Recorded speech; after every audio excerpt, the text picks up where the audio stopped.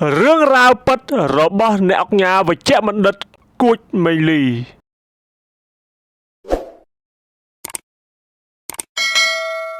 តោះមកស្គាល់ពីប្រវត្តិត្រួសក៏ដូចជារឿងរ៉ាវពិតរបស់អ្នកអង្គការវេជ្ជបណ្ឌិតគួចមេលីដែលជាបុគ្គលគំរូសម្រាប់ក្មេងៗជំនាន់ក្រោយតាមរយៈស្នាដៃជាច្រើនមានពុកម៉ែបងប្អូនជាច្រើនប្រហែលជាបានស្គាល់រួចមកហើយអំពីអ្នកអង្គការវេជ្ជបណ្ឌិតគួចមេលីដែលជាអ្នកអង្គការចិត្តធម៌មួយរូបតាមរយៈសកម្មភាពនៃការអប់រំក៏ដូចជាការបង្រៀនដល់យុវជនយុវតីខ្មែរជំនាន់ក្រោយគឺច្រើនមែនទែនរហូតដល់មានការកោតសរសើរពីសំណាក់សិស្សនិស្សិតបញ្ញវន្តគ្រប់ជាន់ថ្នាក់អ្នកអង្គការគួចមេលីគឺជាអ្នកស្រុកនៅឯខេត្តបាត់ដំបងនៃប្រទេសកម្ពុជាលោកបានកើតនៅឆ្នាំ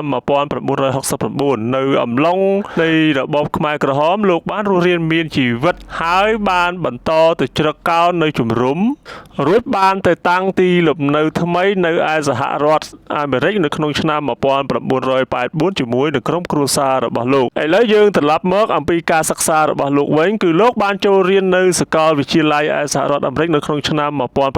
1991ហើយលោកបានទទួលសញ្ញាបត្រវេជ្ជបណ្ឌិតផ្នែកវិទ្យាសាស្ត្រទូទៅហើយក៏បានបញ្ចប់ថ្នាក់ស្មានវិទ្យាសាស្ត្ររួមទាំងបានបញ្ចប់ថ្នាក់អនុបណ្ឌិតផ្នែកអនុវត្តសុខភាពសាធារណៈពីសាកលវិទ្យាល័យនៅសហរដ្ឋអាមេរិកក្នុងឆ្នាំ2007នៅសហរដ្ឋអាមេរិកដដែលលោកក៏បានធ្វើជាសាស្ត្រាចារ្យនៅមហាវិទ្យាល័យមួយនៅសហរដ្ឋអាមេរិកនឹងរហូតដល់ឆ្នាំ2002នៅក្នុងឆ្នាំ2002នេះហើយដែលលោកវេជ្ជបណ្ឌិតគួចមេលីបានវិលត្រឡប់មកកាន់ប្រទេសកម្ពុជាធ្វើជាពេទ្យស្ម័គ្រចិត្តដែលមានតួនាទីជាទីប្រឹក្សាយោបល់នៃគម្រោងសមាហរណកម្មនៃការគ្រប់គ្រងជំងឺកុមារនិងសុខភាពសាធារណៈរបស់អង្គការដៃគូដើម្បីអភិវឌ្ឍដែលមានមូលដ្ឋាននៅរដ្ឋ Maryland នៅសហរដ្ឋអាមេរិកក្រោយមកអ្នកអង្គការក៏បាន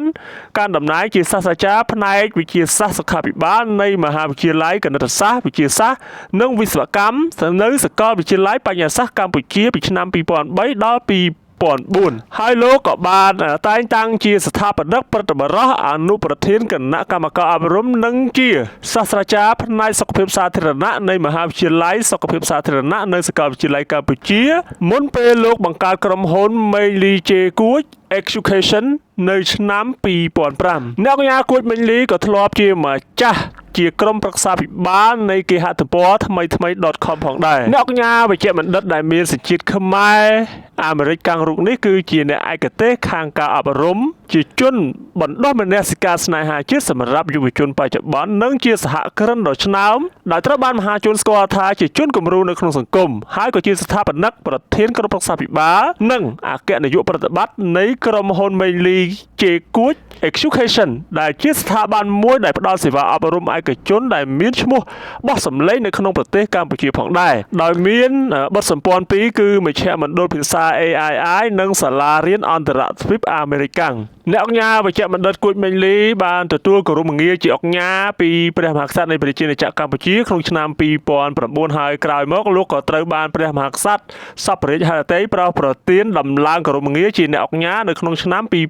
2021លោកក៏ទទួលបានមេដាយស្ថាបនាជាតិនិងពានរង្វាន់ធុរកិច្ចលេចធ្លោជាច្រើនទាំងក្នុងកម្រិតជាតិនិងអន្តរជាតិ